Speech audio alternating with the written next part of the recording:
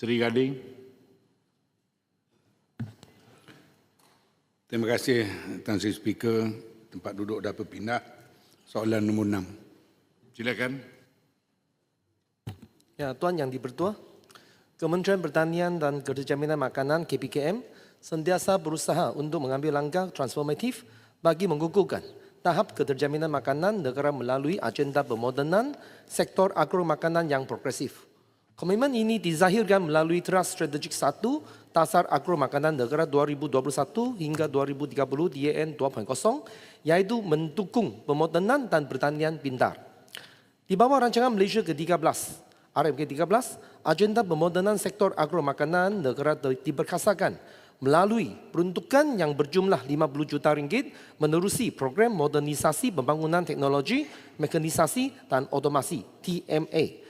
Sebagai fasa permulaan pada tahun 2026, sebanyak 20 juta ringgit telah diperuntukkan bagi menyuntik elemen revolusi perindustrian keempat termasuk pertanian pintar, agro robotik dan internet benda Internet of Things selain mekanisasi dan otomasi kepada jabatan dan agensi KPKM. Okay. Dari segi sokongan pembiayaan untuk akses kepada teknologi, pada tahun 2024, Agrobank telah menyediakan dana program pembiayaan agroteknologi madani yang berjumlah 112 juta ringgit.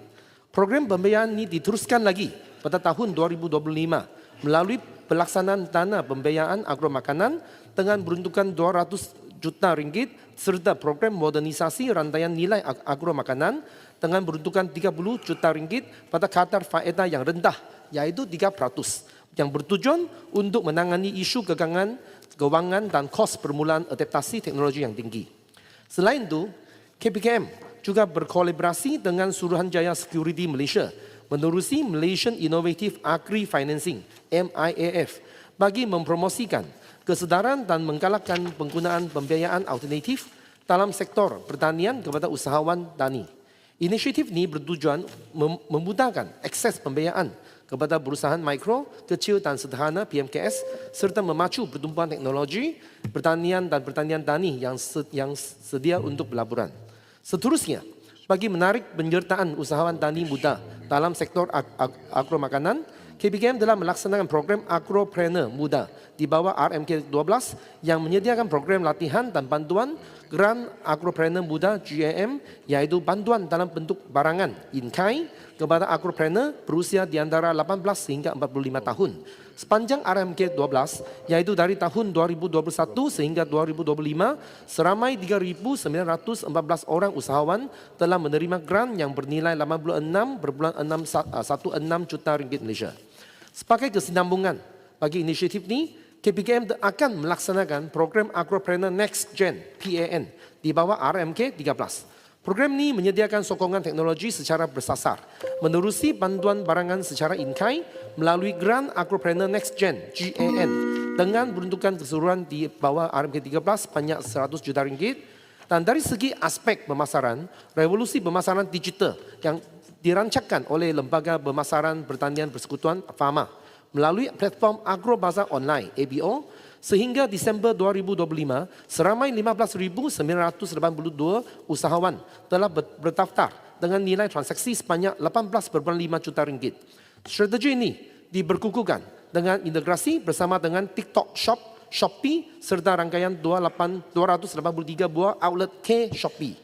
KPKM kekal komited dalam memacu transformasi kepada sektor agro makanan yang progresif melalui penggalakan akses kepada teknologi moden, pembiayaan dan pembangunan kapasiti usahawan ke arah mengukuhkan tahap keterjaminan makanan. Sekian, terima kasih.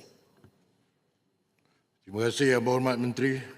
Yang Berhormat Seri Gadin, soalan tambahan. Terima kasih kepada Timbalan Menteri yang telah memberikan jawapan yang sangat baik dengan bantuan yang banyak. Ratusan juta kepada JEN dan juga program-program di bawah RMK 12 dan 13. Soalan tambahan saya, daripada teknologi yang diperkenalkan seperti IoT pertanian, drone, otomasi pengairan atau aplikasi digital, berapa yang masih digunakan selepas 6 ataupun 12 bulan daripada tempoh yang telah diberikan, berapa yang gagal kerana isu kos kemahiran ataupun penyelenggaraan. Apakah langkah kementerian untuk memastikan pemindahan teknologi berlaku secara berkesan dan tidak terhenti setakat pemberian peralatan sahaja? Terima kasih. Silakan Yang Berhormat Menteri. Ya, terima kasih kepada Sri Gating. Untuk jawab soalan ini ada dua komponen. Yang komponen pertama adalah merujuk kepada program modernisasi pembangunan teknologi mekanisasi dan otomasi. Untuk RMK 13 kita ada 50 juta. Tapi kalau kita lihat rekod sejarah itu, dari RMK 11 ke 12, program yang seumpama yang sama ini sebanyak 150 juta telah diperuntukkan untuk memperkasakan kapasiti mekanisasi dan otomasi di jabatan dan agensi KPKM. Dan ini adalah memberikan manfaat teknologi pertanian moden kepada lebih 40,000 petani, penternak dan nelayan di seluruh Malaysia ini.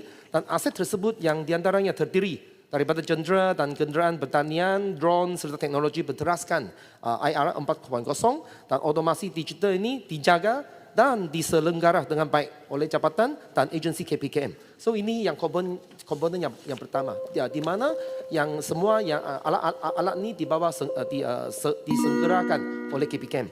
Untuk dana program pembiayaan agroteknologi madani 112 juta ringgit untuk tahun 2024, sama dana pembiayaan agro makanan dengan peruntukan 200 juta ringgit dan juga program modernisasi rantaian nilai agro makanan dengan peruntukan 30 juta ringgit. Kerana ini dia disalurkan melalui Agrobank dengan kadar faedah 3%.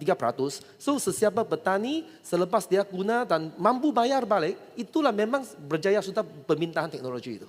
So sekian, terima kasih. Silakan Yang Berhormat Padang Terap. Terima kasih Tuan Yang Di-Pertua, Yang Berhormat Timbalan Menteri.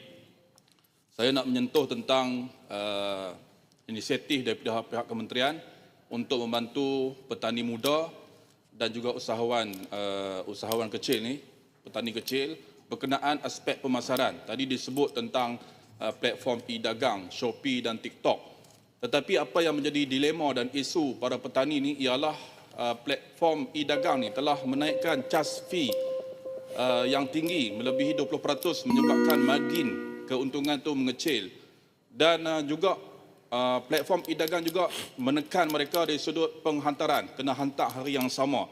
Juga masalah persaingan dengan seller daripada luar negara. Jadi soalan saya, apakah pihak kementerian mendapat maklum tentang isu ini dan apakah langkah rentas kementerian yang boleh dibuat untuk memastikan platform e-dagang ini membantu usahawan tani dan petani muda ini? Terima kasih.